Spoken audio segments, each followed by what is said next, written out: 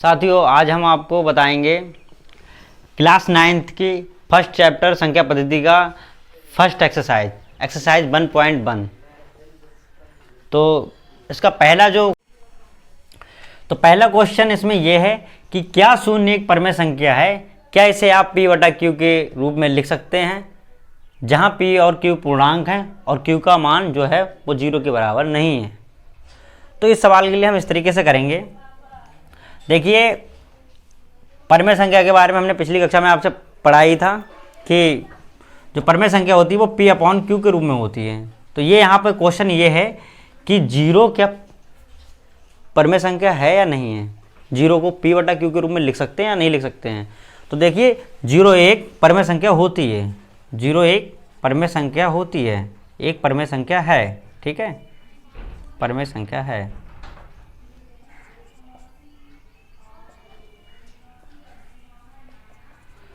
और इसे p बटा q के रूप में इस प्रकार लिख सकते हैं, p बटा q बराबर 0 अपॉन 1। अगर 1 को 0 से भाग देंगे तो आंसर आ जाएगा 0। तो इस तरीके से पहले जो क्वेश्चन है संख्या पद्धति के एक्सरसाइज 1.1 में कि क्या 0 एक परमेय संख्या है, तो ये है। 0 जो होती है वो परमेय संख्या होती है। ठीक है, और इसे p बटा q के रूप में इस तरीके से लिख सकते हैं हम। ठीक, तो जहाँ q का मान देखो, जहाँ q बराबर 1 है तो ये 0 एक परमेय संख्या होती है। दूसरा क्वेश्चन, हम 3 और 4 के बीच में परमेय संख्या इस प्रकार ज्ञात करेंगे। देखिए, क्वेश्चन में कह रहा है कि 6 परमेय संख्या ज्ञात कीजिए। तो ये 6 में 1 जोड़ लीजिए, 6 1 बराबर कितने हो गए? 7। इन 7 को हम इस 3 से गुणा भी करेंगे और भाग भी करेंगे। तो इस तरीके से क्या आएगा हमारा, 3 की गुणा 7 से करेंगे, 3 सत्तू 21 बटे 7।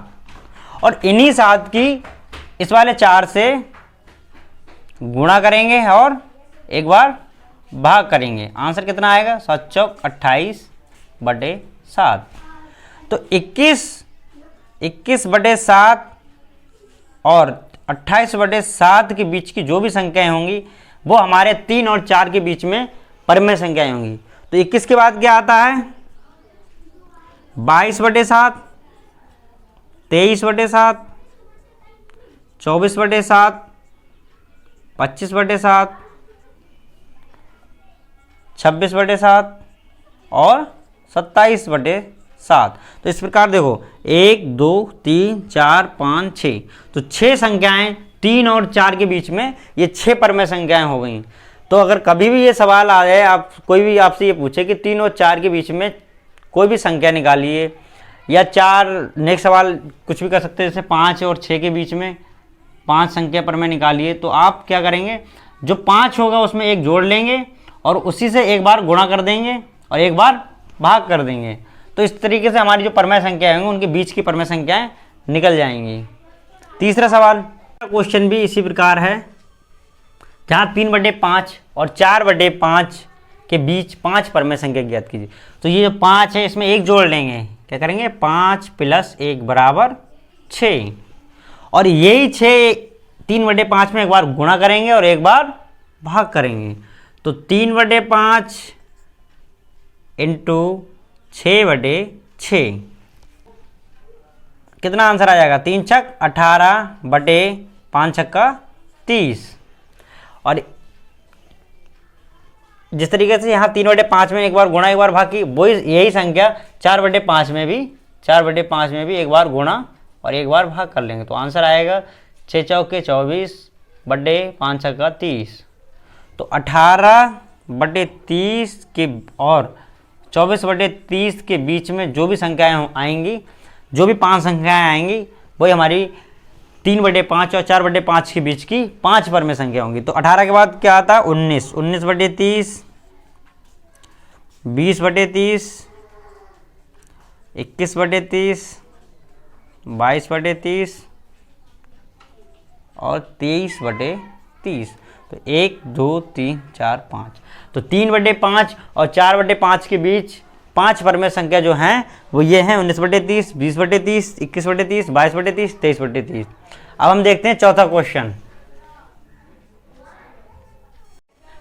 इसमें हमें ट्रू एंड फॉल्स बताने हैं, सत्य और असत्य का कारण सिद्ध करना है कि नीचे दिए गए कथन सत्य हैं या असत्य, कारण के साथ अपने उत्तर दीजिए। तो जो पहला क्वेश्चन है वो ये है कि प्रत्येक प्राकृत संख्या एक पूर्ण संख्या होती है या नहीं। तो बताइए कि प्रत्येक प्राकृत संख्या एक पूर्ण संख्या होती है, तो होती है, ये सत्य है। क्या है? सत्य। अब ये कारण मतलब इनका स्पष्ट करके बताना है कि कारण के साथ उत्तर दीजिए। तो भैया सत्य तो होती है, पर आप बताना, स्पष्ट करके बताना है। तो स्पष्ट कैसे करेंगे? स्पष्ट ऐसे करेंगे क्योंकि प्राकृत संख्या क्या होती है? 1 से लेकर अनंत तक होती है, इनफाइनाइट तक। ठीक है। तो और पूर्ण संख्या क्या होती है? 0 से लेकर, तो 0 से लेकर अनंत तक होती है। तो देखो 1 से लेकर जो भी संख्याएं आ रही हैं वो क्या है? प्राकृत संख्या हैं। तो प्रत्येक प्राकृत संख्या पूर्ण संख्या में आ गई। तो यही पूछ रहा है हमारा क्वेश्चन कि प्रत्येक प्राकृत संख्या एक पूर्ण संख्या होती है। तो हमने बताया सत्य होती है। तो हमने कारण भी स्पष्ट करके बताया है क्योंकि 1 से अनंत तक की जो भी संख्याएं होती हैं वो क्या होती हैं? प्राकृत संख्या होती हैं। और 0 से अनंत तक जो संख्याएं होती हैं वो होती हैं पूर्ण संख्याएं। तो प्रत्येक प्राकृत संख्या क्या है? पूर्ण संख्या है। हमने कारण स्पष्ट करके भी बता दिया। और दूसरा क्वेश्चन क्या है? दूसरा क्वेश्चन है कि प्रत्येक पूर्णांक एक पूर्ण संख्या होती है। तो ये क्या हो जाएगा? बताइए। ये हो जाएगा असत्य। क्या हो जाएगा? असत्य।